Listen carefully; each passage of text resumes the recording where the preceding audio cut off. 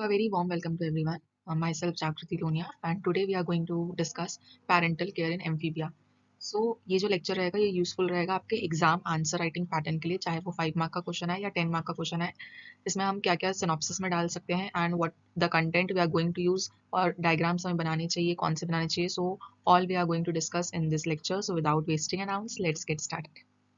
तो ये रहा आपका सिनॉप्सिस. कंटेंट या इंडेक्स आप जो भी बोलो, आपको ये चीज़ तो याद रखनी ही है. ये मेन हेडिंग्स तो आपको याद रखनी ही है कि हम इंट्रोडक्शन देखने वाले हैं. 3 टाइप का मेन टाइप का आपका पेरेंटल केयर देखेंगे. नेस्ट बिल्डिंग के थ्रू, फिर नर्सरी या शेल्टर के बेस में वो कैसे पेरेंटल केयर शो करते हैं, और पेरेंट्स अपनी बॉडी को ही कैसे यूज़ करते हैं पेरेंटल केयर शो करने के लिए. तो ये 3 टाइप का केयर तो आपको लिखना ही है. भले आप एग्जाम्पल जो अंदर में हम आपको दिख रहा है सब पॉइंट्स, उसको आप भले कम ज़्यादा कर सकते हो. आप अगर 5 मार्क का क्वेश्चन अटेम्प्ट करो तो आप कम कर सकते हो अंदर के जो सब हेडिंग्स हैं. पर अगर आप 10 मार्क का क्वेश्चन अटेम्प्ट कर रहे हो तो मैं आपको ये सजेस्ट करूंगी कि आप पूरा ये जो सब हेडिंग्स है वो आप ज़रूर यूज़ करो. फिर लास्ट में आपको एडवांटेजेस, इंपॉर्टेंट एग्जांपल्स जो मैंने बताए हैं आपके, मैंने उसका एक क्रिस्प कंटेंट रेडी किया है, तो वो आप उसको आप लास्ट टाइम गो थ्रू कर सकते हो. एंड लास्ट में कंक्लूजन तो आपको डालना ही डालना है. सो हम without wasting our single time also चलो हम चलते हैं कंटेंट में and let's try to cover it as quick as possible ASAP. So let's see introduction. Parental care in amphibia का इंट्रोडक्शन. सबसे पहले तो पेरेंटल केयर क्या होता है.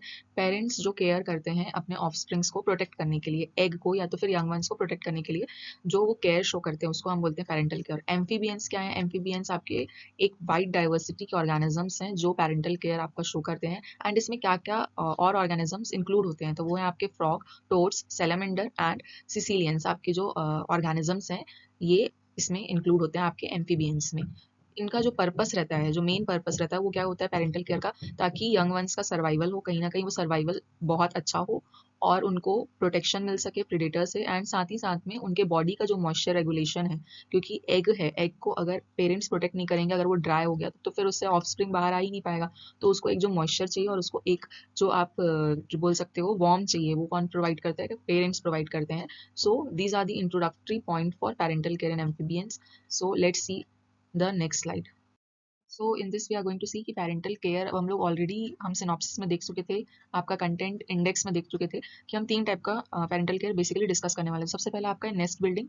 नेस्ट बिल्डिंग में क्या रहेगा, जो एम्फीबियंस रहेंगे वो नेस्ट बनाएंगे ताकि वो अपने एग को प्रोटेक्ट कर सके. अब नेस्ट से क्या होगा कि कोई दूसरा ऑर्गेनिज्म उनको खा नहीं सकता. साथ ही साथ में उनके जो एग रहेंगे वो एक जगह में रहेंगे. एंड साथ ही साथ में टेम्परेचर का जो प्रॉपर रेगुलेशन है, टेम्परेचर का रेगुलेशन होता रहेगा. अगर एक्सट्रीम में टेम्परेचर जा रहा है या बहुत आपका डाउनफॉल हो रहा है टेम्परेचर, तो वो नेस्ट क्या करेगा, एक कोशिश करेगा कि एक जो नॉर्मलाइज टेम्परेचर है वो प्रोवाइड कर सके आपके एग को.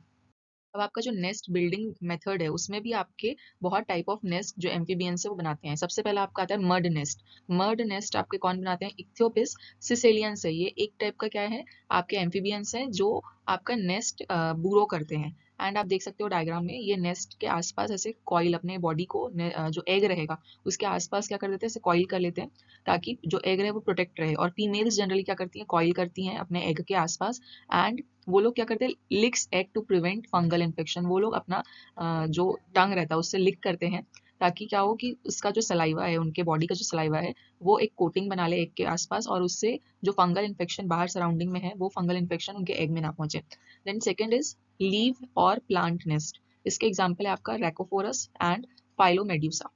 ये क्या करते हैं, ये लीव्स के ऊपर अपना नेस्ट क्रिएट करते हैं. वो भी पानी के ऊपर जो लीव पाया जाता है उसमें ही अपना एग क्या करते हैं, हैच करते हैं. एंड साथ ही साथ में जो टेडपोल रहेगा, एग के बाद टेडपोल बनता है, तो वो टेडपोल डायरेक्टली आपका वाटर में चले जाता है.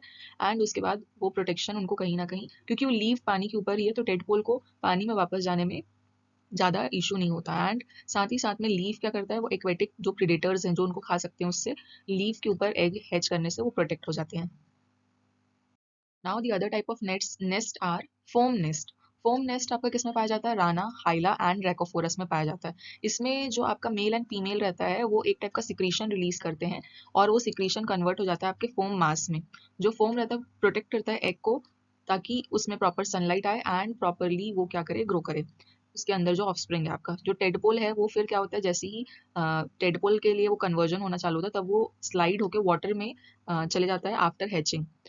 Now the next type of nest is burrow nest. Burrow nest आपका कौन से ऑर्गेनिज्म बनाते हैं, that is bufo and rana. तो इसमें आपका देखो कॉमन एग्जांपल्स हैं, तो आप कॉमन एग्जांपल्स को भी आप ध्यान में रखते हुए चलिएगा.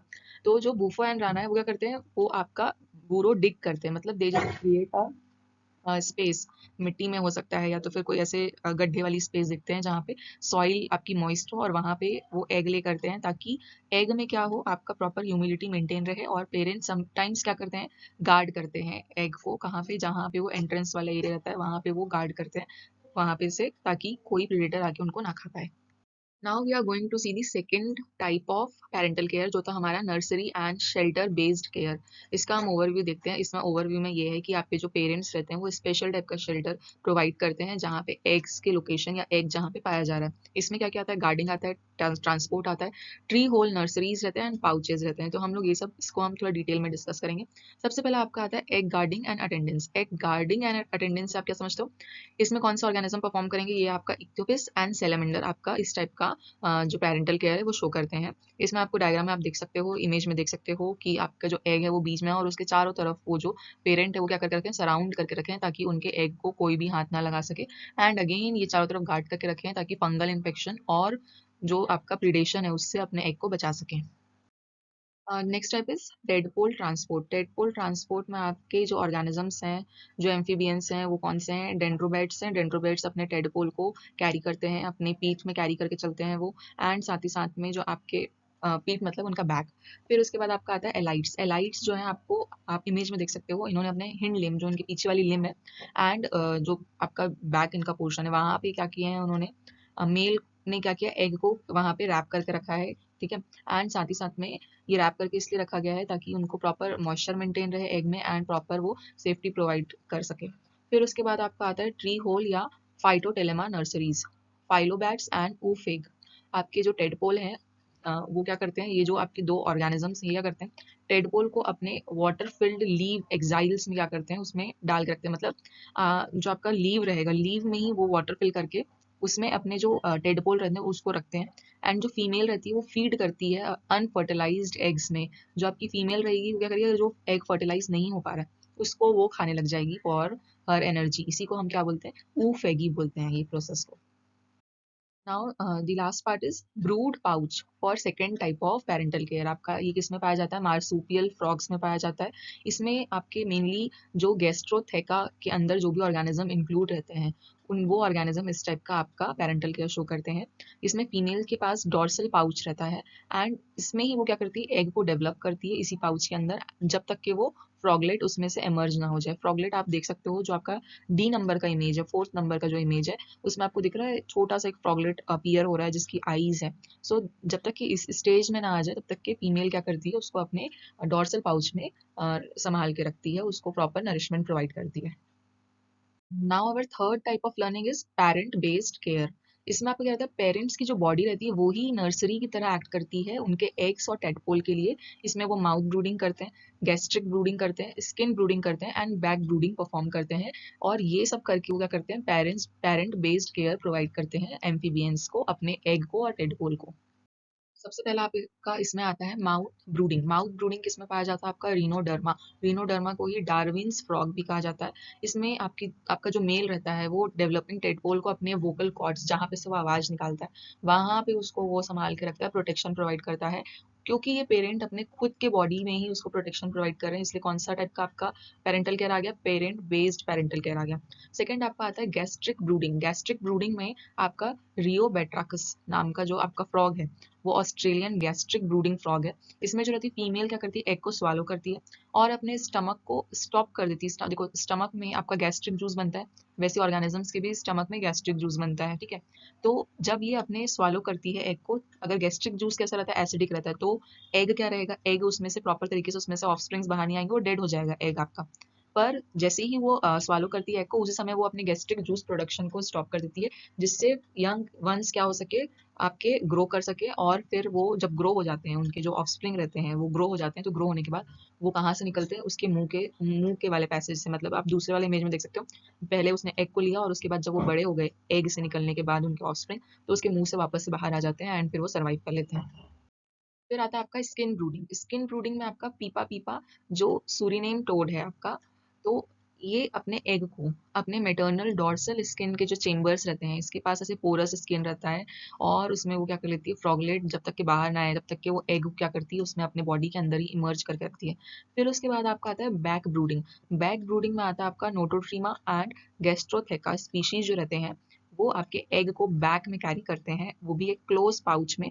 कब तक के, जब तक कि उसमें से अगेन फ्रॉगलेट आपका इमर्ज ना हो जाए, तब तक के वो भी कैरी करते हैं और ऐसे करके वो प्रोटेक्शन प्रोवाइड करते हैं। Now let's see the advantages of parental care. तो आपका एडवांटेजेस ऑफ पेरेंटल केयर क्या रहेगा कि जो भी स्पीशीज आपकी बहुत high quantity of offspring produce करती है ना, वो आपकी क्या करती है, वो उतना अच्छा पेरेंटल केयर प्रोवाइड नहीं कर पाती। बट जो स्पीशीज लिमिटेड अमाउंट ऑफ आपके ऑफस्प्रिंग प्रोड्यूस करती है, वो क्या करती है, प्रॉपर तरीके से पेरेंटल केयर प्रोवाइड कर पाती है। तो इससे क्या होता है कि सारे के सारे जो ऑफस्प्रिंग्स उन्होंने इस दुनिया में आए हैं, वो क्या करते हैं, वो सर्वाइव कर पाते हैं। एंड इसकी वजह से क्या होता है, पेरेंटल केयर की वजह से आपका सबसे पहला पॉइंट जो हम देख रहे हैं, हायर सर्वाइवल रेट, ऐसे जाके हायर सर्वाइवल रेट उनको अचीव होता है। सेकंड क्या रहता है, जो अपने प्रीडेटर रहते हैं, प्रीडेटर मतलब जो उनको खा सकते हैं, उनके ऊपर हमला कर सकते हैं, उनसे जो पेरेंट्स रहते हैं प्रोटेक्ट करते हैं। साथ ही साथ में मॉइस्चर और टेम्परेचर रेगुलेशन, जो मॉइस्चर उनको चाहिए एग को प्रॉपर तरीके से ब्रेक होने में एंड प्रॉपर आपका ऑफस्प्रिंग के बनने में, वो टेम्परेचर और मॉइस्चर पेरेंट्स प्रोवाइड करते हैं। एंड साथ ही साथ में जो कॉम्पिटिशन रहता है लार्वा के बीच में, वो भी रिड्यूस हो जाता है ड्यू टू पेरेंटल केयर। अब हम देखते हैं इंपॉर्टेंट एग्जाम्पल्स। देखो सारे के सारे आपको एग्जाम्पल्स याद हो, वो एकदम हो ही नहीं सकता, क्योंकि कहीं ना कहीं आप इतने सारे आपको कंसेप्ट याद देखने हैं, आपको बहुत सारा टॉपिक लर्न करना है। तो आप पूरे एग्जाम्पल नहीं, आप कुछ लिमिटेड एग्जाम्पल तो आप याद रख ही सकते हो। उसके बाद आप ये एग्जाम्पल्स को आप यूज करना ही है आपको एग्जाम में आंसर राइटिंग पैटर्न में। अगर आप 10 मार्क का आंसर लिख रहे हो, तो अब मैं आपको जितना सिनॉप्सिस बताई हूँ, अगर आप उतना कवर अप करोगे, that will be more than enough. And at the same time अगर आप 5 मार्क के क्वेश्चन अटेम्प्ट करो, तो 5 मार्क में आप कम से कम ये कोशिश करो कि आप दो पेरेंटल केयर वाले जो आपके पैटर्न है उसको तो आप बता ही दो, एडवांटेज डिसएडवांटेज एंड कंक्लूजन तो आपको बताना ही है और इंट्रोडक्शन बताना है। भले ही आप एक काम ये कर सकते हो कि डायग्राम्स आप अच्छे से बना लो और जो एग्जाम्पल्स हैं वो आप जितने भी याद रखे हो, 4-5 एग्जाम्पल, वो आप जरूर डालो उसमें। क्यों? क्योंकि आपका एग्जाम्पल ही आपका बताता है कि आप कितने अच्छे से आप अपना आंसर प्रिपेयर करे हो। And zoology is all about examples and diagrams. So हम एग्जाम्पल देख लेते हैं क्या क्या आपको याद तो रखना ही है। ये वाले एग्जाम्पल्स, दैट इज इक्थोपिस, राना हाइला, एलाइट्स, गेस्ट्रोथेका, पीपा पीपा एंड रियोबैट्राकस। ये तो एकदम मोस्ट इंपॉर्टेंट एग्जाम्पल्स है जो आपको याद ही रखना है। उसके अलावा अगर आपको कुछ और याद हो जाए तो फिर आप खुश हो जाइएगा कि यस, आपने ये वाला टॉपिक अच्छे से कर लिया है। So let's conclude it. हम कंक्लूड करते हैं इस टॉपिक को। सबसे पहला क्या है कि ये मोस्ट एडवांस पेरेंटल केयर है आपके सारे वर्टिब्रेट्स में, क्योंकि इसमें पेरेंट्स अपने आप को पूरी तरीके से समर्पित कर दिए हैं अपने ऑफस्प्रिंग को बचाने के लिए। एंड साथ ही साथ में आपका ये बिहेवियर क्या करता है, जो आपके एग हैं उसका प्रॉपर सर्वाइवल, प्रॉपर फिटनेस और प्रॉपर रिप्रोडक्टिव सक्सेस में कहीं ना कहीं पेरेंट्स का ही बिहेवियर आपका जो ऑफस्प्रिंग का फिटनेस है वो बढ़ाता है और बाकी सारी फिटनेस को भी वो इंक्रीज करता है। ठीक है, तो होप ये वाला जो आपका कंटेंट है वो आपके लिए यूजफुल होगा। And at the same time आप पूरा जो मैं आपको सिनॉप्सिस बताई हूँ मैं आपको, वो आप जरूर यूज करो for your answer writing pattern. तो ये रहा आपका एकदम क्विक रिवीजन के लिए एग्जाम्पल के साथ वो कौन सा टाइप ऑफ केयर शो करते हैं। जो मैंने पूरा आपको डिटेल में एक्सप्लेन किया है, वही मैंने यहाँ पे आपका क्विक रिवीजन टेबल के फॉर्मेट में डाल दिया है। So you can go through this, और ये तो आप कम से कम 2 से 3 बार लिख के जरूर देख लेना, क्योंकि इसी को ही आपको क्या करना है, इलेबोरेट करना है अपने मेन एग्जाम में। Rise even when no one believes you can do it. So thank you so much. With this inspiration quote, I will end my lecture. Hope you just understand every little concept and example. आप रट्टा मारिए या फिर आप लिख के practice कीजिए as your wish, but आप एग्जाम्पल जरूर पुट कीजिए एंड आप अपने आंसर को और अच्छा बनाइए। So till that, thank you so much. Stay healthy, keep smiling, and just prepare for your examination.